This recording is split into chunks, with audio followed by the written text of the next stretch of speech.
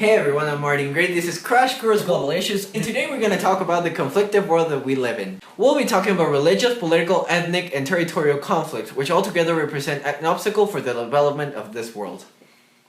The world is in a constant state of conflict and struggle for power, either being some piece of land or due to religious beliefs. Actors, who can be any individual, institution, or organization that plays a major role in world politics, frequently disagree with each other.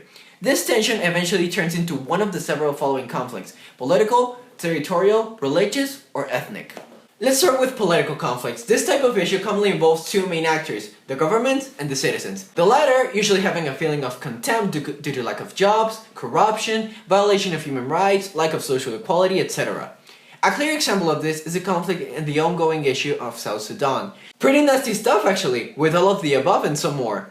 After gaining independence from the British and Egyptian rule, Sudan emerged as an independent nation in 1956. However, the North and the South had differences on the way they wanted to manage the country. The president's religious beliefs just caused tension with the people from the South. After rebelling from the South, leaving 2.5 million people dead and some more displaced, the South began negotiations with the North in a comprehensive agreement in 2005. It seems that it wasn't enough, and by 2011, they declared independence. Now it is an independent state, with a poor command structure, almost no infrastructure, and an internal civil war. But people do not fight because of discomforts with their governors. Another type of conflict resides on territory. This kind of issue is very common in developing states, or nations that do not have a well-defined territory. In this situation, secessionists and the Renaissance movements are the most frequent outcomes. Take the case of Crimea as an example. Crimea is a small territory in the south of Ukraine. In 2014, they made a referendum in Crimea in which they voted to separate from Ukraine and annex to Russia. This is called secession, that is the separation of a territory from a state to form another independent one or to annex another state, as in this case.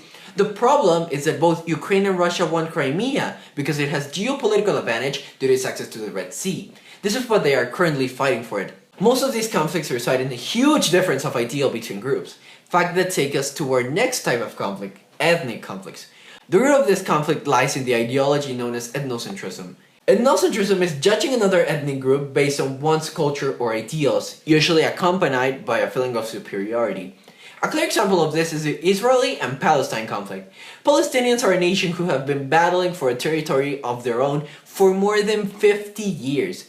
A conflict with the state of Israel has limited their boundaries to two small regions inside Israel, the Gaza Strip and the West Bank. But in addition to the differences between the state of Israel, an internal battle between Fatah and Hamas, two Palestinian factions, stand as an obstacle for the creation of a Palestinian state.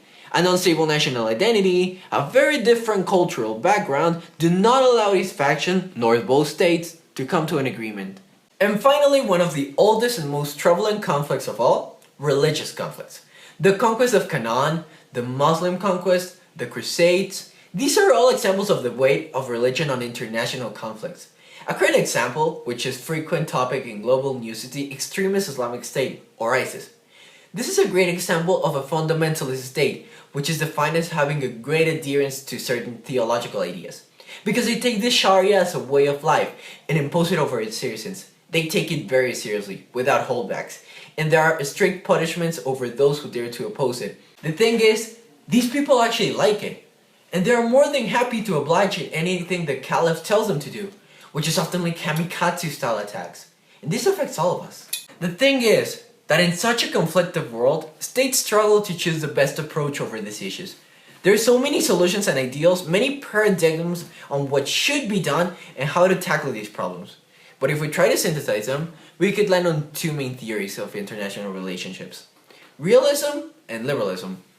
Realism is like the first week in high school where you can only trust yourself since everybody's a potential enemy. Realist believes that peace and improvements is kept by concepts like balance of powers, multipolarity, and relative gains.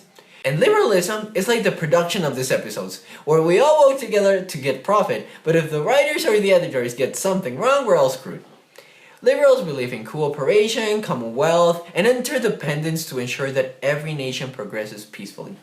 This was Crash Course Globalicious. This video was brought to you by this awesome team. We hope you learned something in this video, and as we say in my hometown, don't forget to be awesome. Mr. Green, Mr. Green! What? Fuck you! Fuck you!